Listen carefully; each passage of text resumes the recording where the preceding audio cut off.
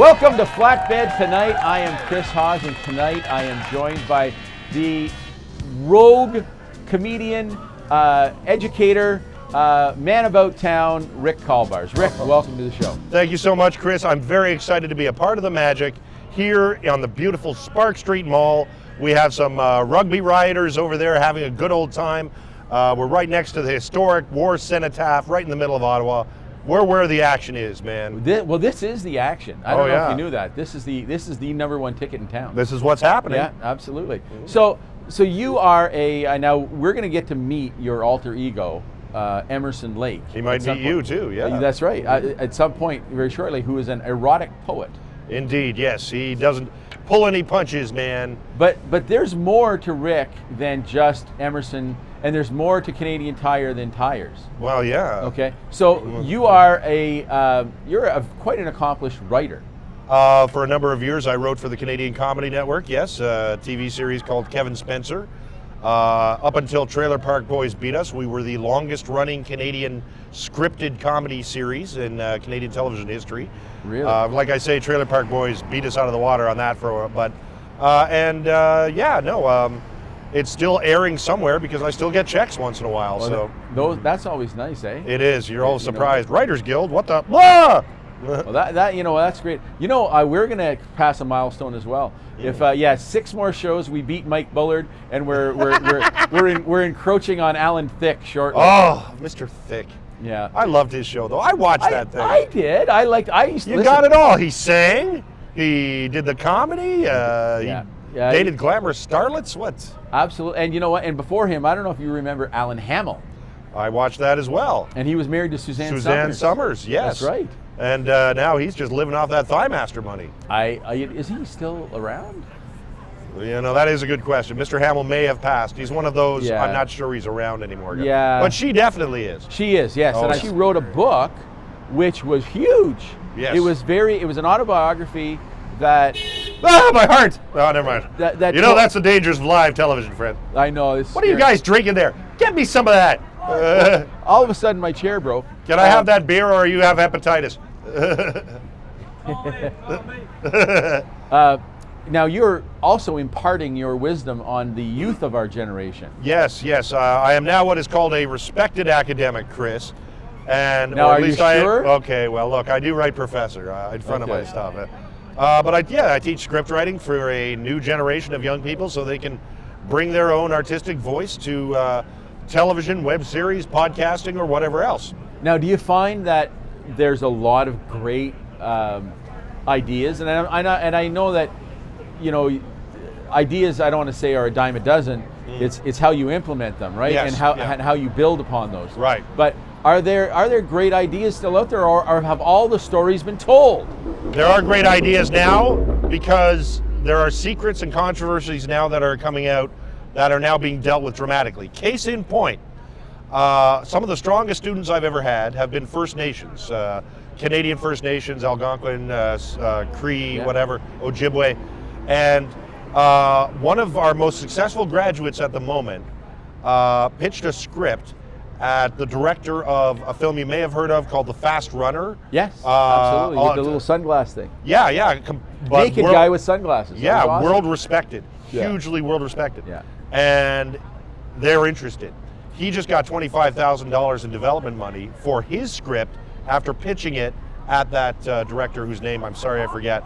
And it's being picked up by a production company for development. So he's doing really well.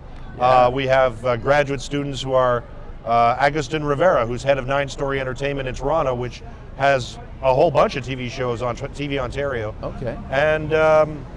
And one of our students just got nominated Best Screenplay and these are the Oscar people, International Academy of Television Arts and Sciences, the Sir Peter Ustinov Award, which is an award for scripts written by non-Americans. Right. She's a finalist. Really? So we're incredibly proud of the advances our students are making. Absolutely. And they still won't hire me. I tell them, I go, look, if you be famous, hire me. No. Yeah, well, but you did help them. Obviously, you helped Yeah, it's a 1-year postgraduate program at Algonquin, and it's very intensive. Yeah. Feature film, theater playwriting, broadcast or web series, podcast, We covered all, and we're tinkering a module for video game script design. Really? Yeah, for the interactive games that well, allow absolutely. dialogue trees. Well, it seems everything is a video game now. I mean, everybody's living in it. And I don't know if you've ever heard of, for training purposes, gamification. They're creating like product training and corporate training. Simulation in the form of games. It's so great to be here, Chris. I know, isn't it great? Not only do I now have secondhand, exhaust, but yes, I find the monoxide adds a certain dizzying thrill to the. Well, evening. it's really what makes us funny. You have your character that you're gonna come back with. Oh yes, Emerson Lake. So how did you come up with the idea for Emerson?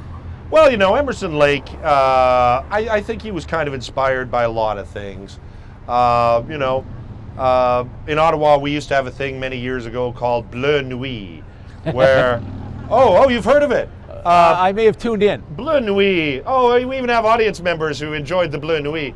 Yes, Bleu Nuit was a Friday, Saturday night staple of Ottawa Gatineau for many years, where young children encouraged their parents to go to bed early. Well, not young children, I'd say about 15, 16-year-olds. Mom, you're up late. You should go to bed. The weather's over. Don't you want to go to sleep? And then you'd turn on Bleu Nuit, which was Euro softcore single X adult cinema. Yes. And then I thought, how could I bring that magic back, And certainly so Emerson Lake became a place where poetry, erotica could help steam the starch out of the collars of the Ottawa civil servants. Well, but apparently we're the horniest people in the whole country, according to that's because all that Ashley pressure. Madison. That's because that pressure is all being covered under a veneer of propriety, right? Right. Everyone is a stiff-neck apparatchik. They're hiding their animal instincts under the categorized proprieties of government, and they're just waiting to get home to their outrageous swinger clubs and let it all hang out. Some more than others, so to speak. Yeah. But yeah. So you're extremely creative across the board. Absolutely. You are, and you come from an era in Ottawa where there was a lot of creativity, and we've talked about this before. You're talking stand-up. Yeah, it was stand-up, Nickelodeon's You early years. mean, yeah. Well, no, we've talked about this before. Shut up! I'll get you, you rotten kids. All right. A lot of people forget that before all of the media was amalgamating towards the big centers, Toronto, Vancouver, whatever, that Ottawa used to punch way above its weight in international entertainment. We had the Nickelodeon network wouldn't exist. It was on the verge of collapse until they started airing in the 1980s. You can't do that on television. And You Can't Do That on Television became the tent pole that held up the roof of that place. There's still, Les Lai became a very good friend of mine. He played Barth, as you mentioned. And he was telling me that, there recordings of that show that still turn up on the air in places like Saudi Arabia, bootleg, secretly and stuff. It was just so legendary as an irreverent show that wasn't talking down to kids and was a bit on the edge. It was. For the time, it was great. And you know what? And most people won't even know this, but that was the origin of the slime. Oh yeah, the green slime. That's now part of the Nickelodeon Awards. Yeah. Not just that. Tom Green Show, international hit. Yeah. Led to cinema, film, marrying Drew Barrymore. Sorry, didn't work out. Anyways, and our history of just producing top-notch stand-up comics all the way back to Rich Little, Tom Green, John Doerr. Norm Macdonald is from here. That's right. Dan Aykroyd's from just outside of town.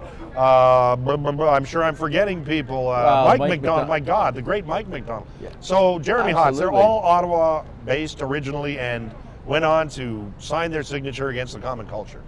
Now we have Emerson Lake. Well, let's hope. Emerson's out there anyway, swinging it the best he can. Well, his bullwhip, of course. Well, thank you very much for joining us. Thank you guys for joining us, and we'll be right back with Emerson Lake.